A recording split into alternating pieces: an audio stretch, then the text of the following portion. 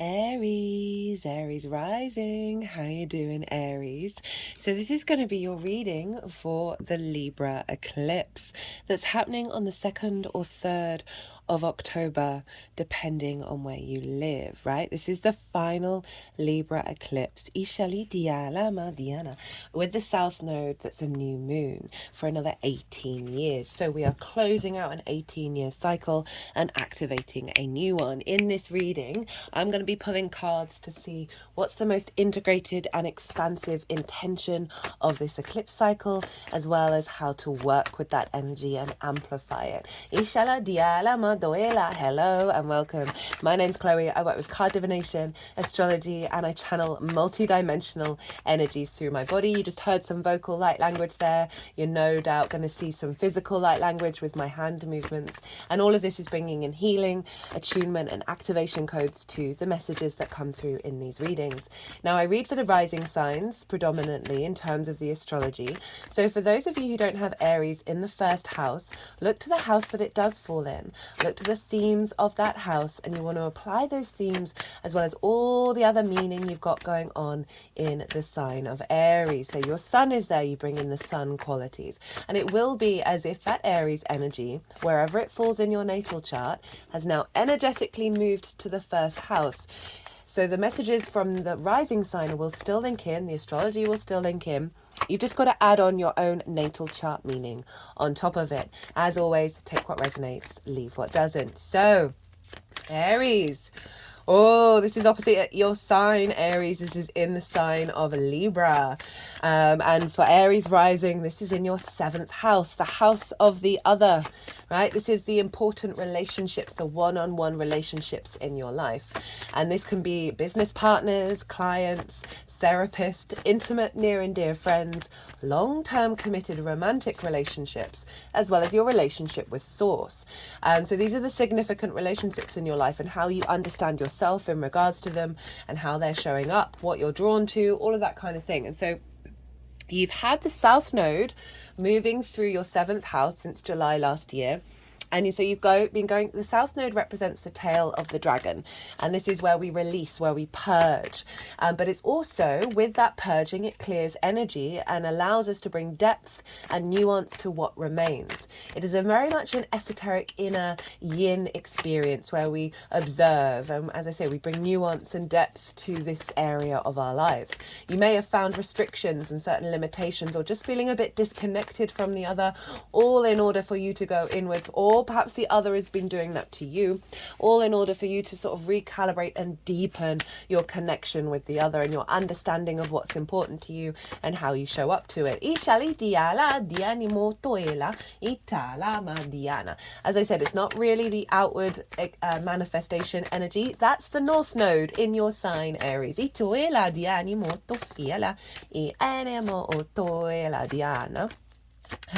So this is the final new moon with the South Node. And what's going on with this? Well, we've got the sun and the moon. It's forming an annular eclipse. This is where we're going to get a ring of fire. It's not a total eclipse. And I've done a collective reading where I've broken down the astrology in a lot more detail. And this is where I sort of tap in again to the more integrated, expansive frequency of the intention behind this eclipse for us collectively.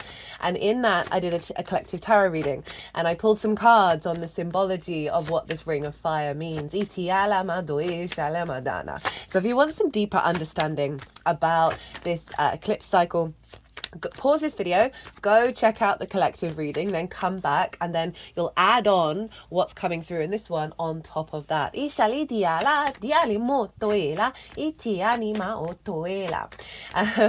And we've also, what did I want to say? So for the launch of the Libra equinox, when the sun enters in the sign of Libra, for the whole of Libra season, any of you who book a personal reading through my website during Libra season, so up until the 22nd of October, there will be double the amount of time for the money that you pay for the reading. And this can be, the readings can be at any time. There's a calendar on my website, so you can book way in advance. Doesn't have to be during Libra season. And so anyone who does that, you'll get double the time. And this is me bringing the scales in with Libra of having the time doubled. So they're in balance.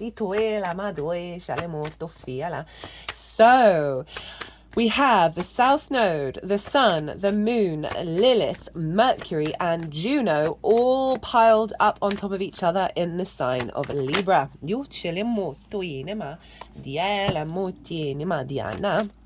So, new beginning, big new cycle. It's eclipse energy. As I said, you're working with longer term cycles of 18 years when the South Node will be here again.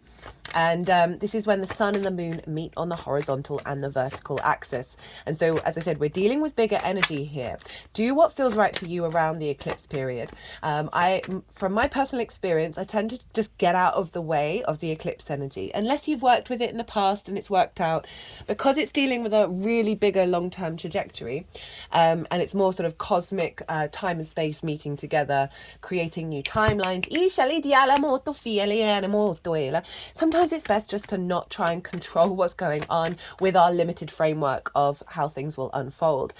So I find that working with your intuition around the time, rather than planning what kind of manifestation or intentions you're going to set, see what you're called to do in the eclipse energy. And also, if you get an offering from outside, from the outside world, say someone, a near and dear friend, says, hey, let's hang out, and it happens to be at the time of the eclipse, that's working with the eclipse energy, because it's not you trying to manipulate or control it. Obviously, do what's right for you. Always do that. I'm just offering up a little bit of advice here. So, South Node, Sun, Moon, Lilith, Mercury, Juno. Okay, so this is activating a cycle of you being able to communicate your truth. And your commitment to the deepening of your relationship with the other. Heightened levels of commitment, co-creation, intimacy, all of that. Lilith, for me, is all about respect, honor, and dignity, and equality when it comes to relationships, right? She doesn't like hierarchical systems that don't make any sense, or hypocrisy. So say your partner or your business partner say you can't do a thing, but they do that thing and they give you absolutely no good reason why you can't, right? So they're impinging on yourself, on the I am of it all. Hello, Aries. And Lilith wants to have a conversation. She wants to try and figure it out. She wants to work together. But if she's met with resistance, if the walls go up and it's like you're butting your head against it, she's like, no, I'm off. I'm going to go do my own thing. If you want to match me, great. If you're not, it's got nothing to do with me. One, sorry, I quite like that one. So one side with the Libra energy can be the element of people pleasing. And, I talk in the collective reading about the diplomats, the ambassadors, who, like Bill Clinton, Putin, if you choose to believe his natal chart, strong Libra energy. And there's a sense of, just making sure everybody thinks that they know that they're getting what they want. And that kind of smoothing things over when sometimes we actually need to be real and a little bit more straightforward. And that's the dichotomy between your sign and Libra, right? Aries, you can be a little bit too independent, and Libra can be a little bit too people pleasing. And so we're shifting through all of that. And so that Lilith energy wants you to be in your power when it comes to working with the other. She wants co-creation. She wants respect. And we got that Mercury there. So the ability to have those conversations, to understand, to have those conversations without worrying about the consequences in a way that is diminishing your energy, right? Obviously, we want to work together with other people. We want to understand their point of view. But sometimes we can just be repeating constantly the old cycles, expecting, well, if I just put in a bit more effort, if I just allow this, or I'll make them feel better a little bit more, then maybe they'll come round and sort of see that they want to work with me in a healthy way as well. Right, and sometimes that's a beautiful thing. It's a really beautiful thing to keep there and keep helping someone, especially if you're aware that their response mechanisms are based from trauma, right? So many of that is the case, that we want to do that work. And this Lilith energy with Mercury and Juno's the asteroid. She represents commitment, right? The core principles that are very much important to you, that are kind of like your ride or die, right? So she's making sure, along with Lilith, that you're able to perceive and understand the other in a way that letting you know, okay, is this relationship good for me? Or is this or is this serving my evolutionary growth? You're going to have a clarity around that. It is going to see a heightened level of your capacity to communicate with the other and the other to communicate with you in a way that is serving more longer term goals. You're coming into balance and being able to speak your truth.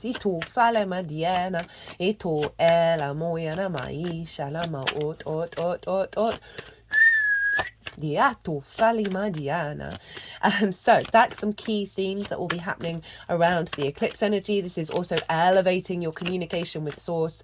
I love the 7th with source. So if you're not in like a long-term committed romantic relationship, I find transits in the 7th have you co-creating with source. So that is what's going on with the Libra energy. Now we want to look to where Venus is, because obviously Venus rules Libra, and whatever's going on with Venus is influencing the Libra energy and therefore influencing this eclipse, and she is in the sign of Scorpio, a fellow sign ruled by Mars, Aries, and this is over in your 8th house of the outside world's resources and your interaction with those resources. That's too many. I'll just tell you what they were. There was the 8 of Wands, 7 of Pentacles, 2 of Wands. So it's kind of summing up what I just said in terms of you're getting the lay of the new land, of the new frequency around your relationships, important relationships in your life.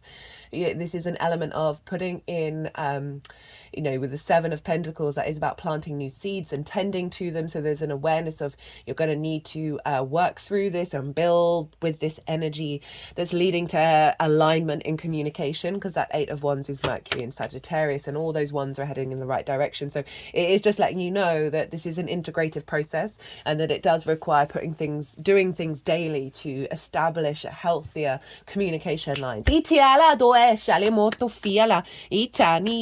So, right, 8th house. Outside world's resources and your interaction with it. So this can be mortgages, loans, car insurance, bonuses, commissions, taxes, debt in general, as well as one-off chunks of money, inheritance, both 3D and cosmic inheritance. Doesn't just have to be the passing away of an energy in order to get that inheritance. It's simply the exchange, the offerings, the gifts, as it were. And it is also about relationship dynamics, because it's the exchange between you and anything other than you. And so this is where we get, this can be intimacy, time, money, energy, all of those things where you're in co-creation, in interactions with anything other than yourself. And so we can get scarcity complexes here in regards to, have you had the resources that you need from the outside world? Have you are your relationship dynamics equal? Are they balanced? Are they healthy in terms of the giving and receiving? Or have you been depleted? Have you taken too much, right? Have you dominated in certain relationship dynamics, which has left the other feeling, a little bit withdrawn? Codependency energy can show up here. And what we're really calling for is a healthy balance. And really a real integration of the give and exchange. Now Venus is there. So Venus is influencing this reboot or this elevation of the other with healthier, transformed relationship dynamics. Now, for some of you, this may be getting the loan with your business partner, where you're then able to access the next level of your project, of what you work together. This may be, as I say, healthier relationships with your friends, with your lover, with source. Now, Venus is in Scorpio, which is all about the capacity. I talk about this a lot. Again, I'm really skimming the astrology here. I go into a lot more detail of what that all may feel like and really expand on all the different signs as well in the collective reading. Venus is making a grand water trine with Mars and Saturn. So all the water signs are being activated with this lunation.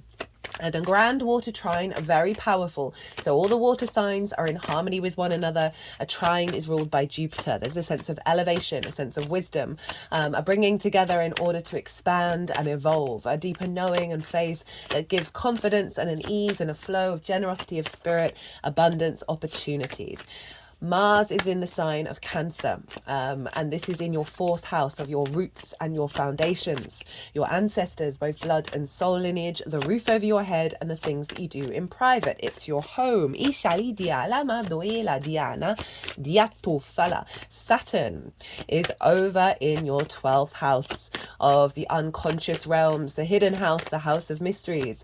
The unconscious spaces can hold trauma responses and limiting beliefs, which is why the 12th house is often linked into anxiety, depression, loss, grief, isolation, all of that good stuff. But underneath all of that is the magic of your soul.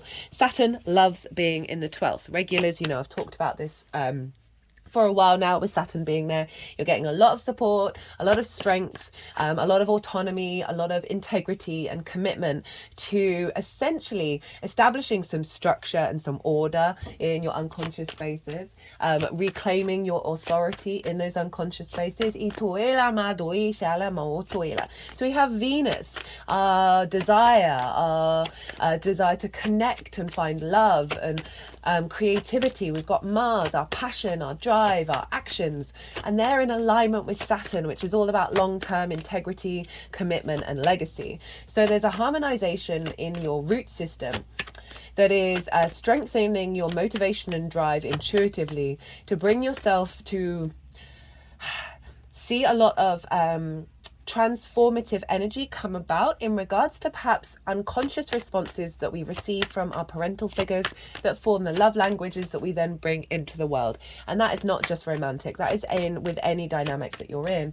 That Saturn is helping with Mars of doing a lot of things in the home that's going to be releasing some toxins in your emotional body, that is recalibrating your instincts in your roots around connecting to the other in a healthier way, beyond the framework of which you may be, maybe not in this lifetime, but maybe something from your past life. The magic of your soul is really wanting to support bringing in reciprocity and co-creation. And I talk about this groundwater trine, as I said, in more detail of what that's doing to our water body and helping do some deep healing, especially with Venus in Scorpio, Scorpio is a very shamanic energy. It's able to look in the darkness. It's able to stand very proud within it and be able to transmute that energy into the light.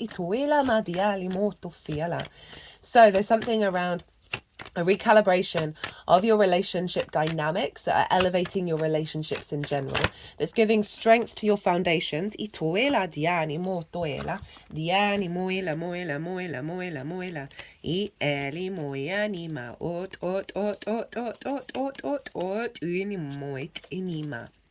Ishala, giving strength to your foundations, Mars in the 4th, and elevating a deeper understanding of your unconscious workings, right? So you may get a lot of clues through your actions at home to see, okay, this is something I need to focus on.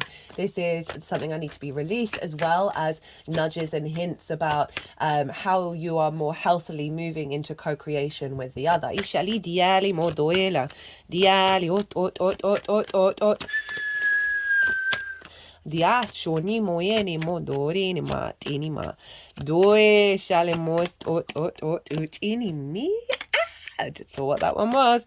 So what else is going on? I mean, there's loads, and as I said, all in the collective reading. So we've got that groundwater trine that is funneling into the Libra energy, again clearing memories, stuck memories, blocked memories in the water, that's allowing us to raise up our perspective when it comes to interacting with the other. Now Mars is opposite Ceres.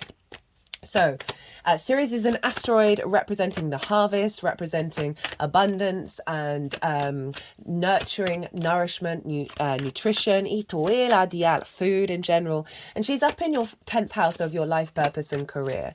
And this is about visibility, reputation, how the big outside world sees you. Now, career doesn't have to be your life purpose. It can just facilitate it. And so we've got Mars and Ceres opposite each other, and they are both squaring this eclipse. So of all the signs, Aries, you have all of the 4 cardinal energies being activated, especially if you've got things, so from around probably 5 to 17 degrees of Aries. I mean, you'll feel it just generally anyway by sign.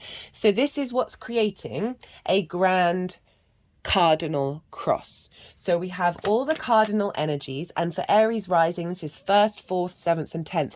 These are the pivot points of your natal chart. This is huge. This is marking big shifts around self, home, other, life purpose. So,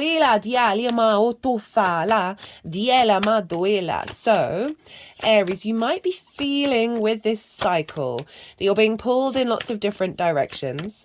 And whenever we get a cross, a grand cross, it's best to, when you're feeling quite overwhelmed or feeling pulled in lots of different directions, or there's lots of different perspectives, lots of different ideas, I would meditate. I do a little bit of breath work, center yourself, clear your energy, and then see what your instincts lead you to do, right? Which direction to head in. That's usually the best way to work with this energy. When we get centered, when we get to the center, we are in the eye of the storm. We are where spirit is.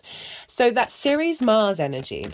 So Ceres is creating more opportunities, more abundance in your 10th house, and it's opposite Mars. Now, this is going to see more intuitive alignment in your actions at home, that is going to be supporting the wisdom and the nurturing and the nourishment that you're getting from Ceres over in your 10th. Now, this is all funneling also into the eclipse. And so this is saying that there's an elevation and a new cycle around you being able to work with the other, connecting to the other in the way that supports not only your roots and your foundations, but also where you're headed and what you're striving for. This is a really beautiful setup you got going on here.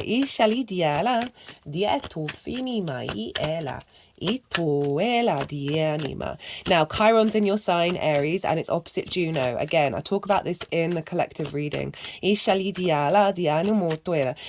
Aries energy is very much linked into what's going on with this eclipse. There's lots of layers here because Mars rules Aries, and Mars is currently in the moon sign, so the moon is governing Mars, therefore governing you.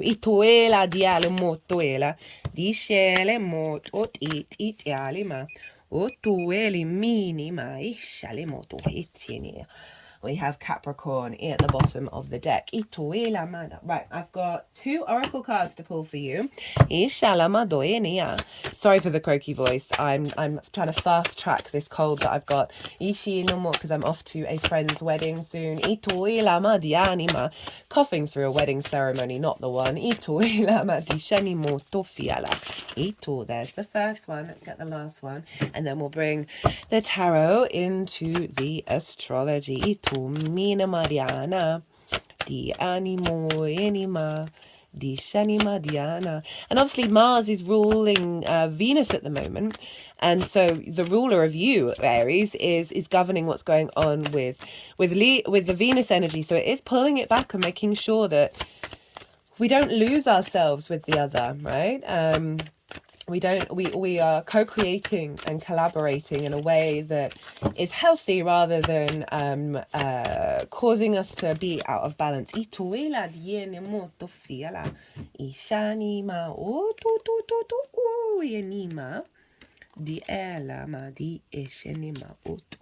Right. Aries, the most integrated and expansive intention for you, my loves, with this Libra annular ring of fire eclipse. We have the 5 of Swords in reverse, the Hanged Man, the Hermit, and the Wheel of Fortune. Now, I feel like the 5 of Swords is also upright, okay, on one side of it. So the 5 of Swords, this is sort of, for me, the most difficult card in tarot. This is about the bully and the victim mentality. This figure has won, and they're so happy that they've won, but they're more happy that others have lost. They've won the 3 of Swords. Now, we all know the imagery of the 3 of Swords. 3 swords in the heart, reigns going on in the background. So this sense of blockages in your heart space. This doesn't just have to be romantic. It can be about anything that stops you from truly operating from your heart. And this is about conflict. It's about domination and subjugation. And so this could be calling you to reflect on the conflict that may have come about when you're engaging with the other, right? Whether that's internal anxiety or you beating yourself up or just always just finding that there's a little bit of difficulty when working with the other. And because we've got the Hanged Man following it, it's saying the intention is to bring this to the surface in order for you to contemplate it, right? To get a different perspective of how you want to connect to what's going on here, how to transmute that energy and release it in order to get sort of the enlightenment, right? It's the only halo in tarot. But it's also here in the reverse. So it's not saying that you're going to be surrounded by conflict throughout this cycle. This is the final purge that we're doing with the South Node of a releasing of the subtle layers of the Five of Swords. And with that, the Hanged Man, which is Neptune, in Pisces right now. So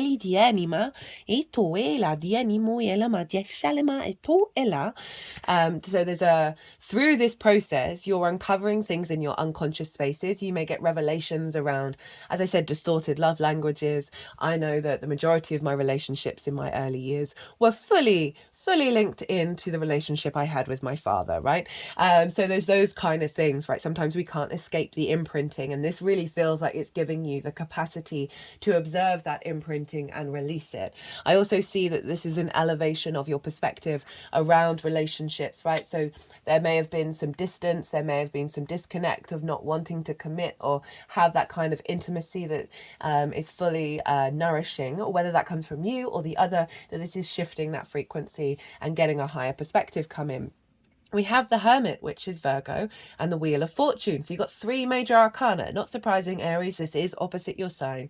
So through this journey, you're going to find a deeper wisdom within yourself that isn't about worrying about how other people perceive relationships or how you engage in relationships. It's giving you a strength of your own wisdom and understanding of that, right? Rather than needing everybody to agree with who you are and what you are. There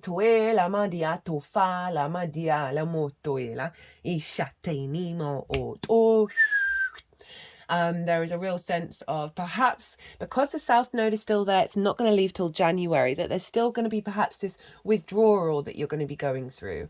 This sort of not quite deeply connected to the other, in the way that is, like, as I said, fully manifesting. There's still the time of needing to cultivate your own energy.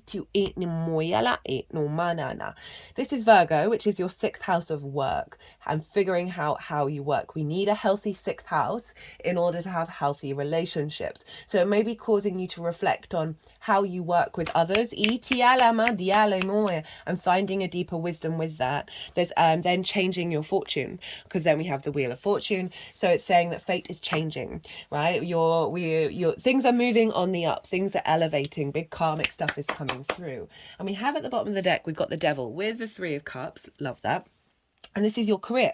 This is your life path, your life purpose. And what this is suggesting is that relationships in your life that aren't ebbing and flowing together, right? It doesn't mean that you have to be conjoined at the hip, but certainly on a similar frequency in a way of how your soul's path is going to unfold. That what's going on with this eclipse is getting that in alignment with that 10th house energy.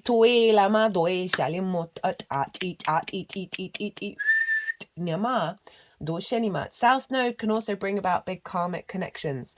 So there may be something about elevating relationships that you're already in to a higher soul frequency, or someone coming into your life from your soul family that is bringing in alignment for you.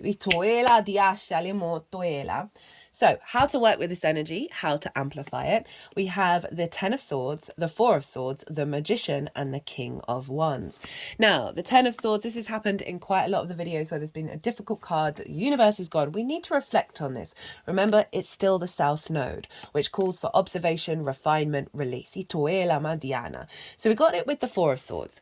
So these are constructs, ideas, spells, perspectives from this lifetime and many others, because they're all along the spine, so they're very karmic, that have kept you immobilized, right? Restricted your ability to move around and be yourself and be free.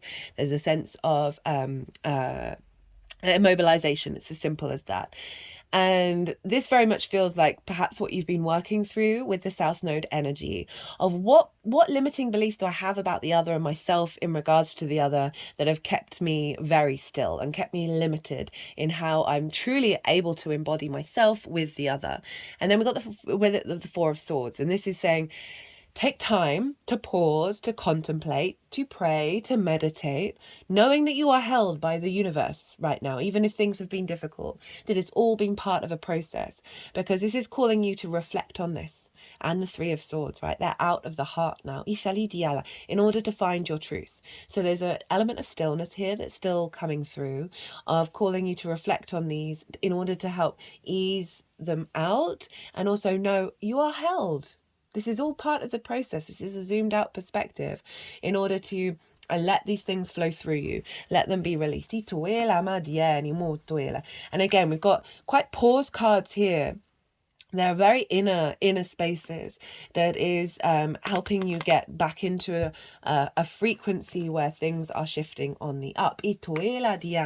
And hold this intention in mind. You've got the Wheel of Fortune as the last card, the Five of Swords in reverse. That this isn't about getting stuck in this space. It really isn't, because what by putting observation on it and then with the intention of releasing, purging, then you're working with the energy of this final unfolding. Because then we've got the Magician and the King of Wands, of through this contemplation, through this meditation where you're receiving divine wisdom and understanding, then we've got the Magician and the King of Wands. These are very active cards, right? So the Magician understands all that, how to use the resources of the universe in order to create and manifest. Remember, I was talking about Saturn in the 12th of unconscious responses, love languages that we've learned that have kept us immobilized, kept us very limited in how we connect with the other. The Magician coming through the other side of you doing these meditations, doing these releases, is saying that you're going to be getting in your power, right? You're no longer limited. You understand that all these swords are in fact resources. And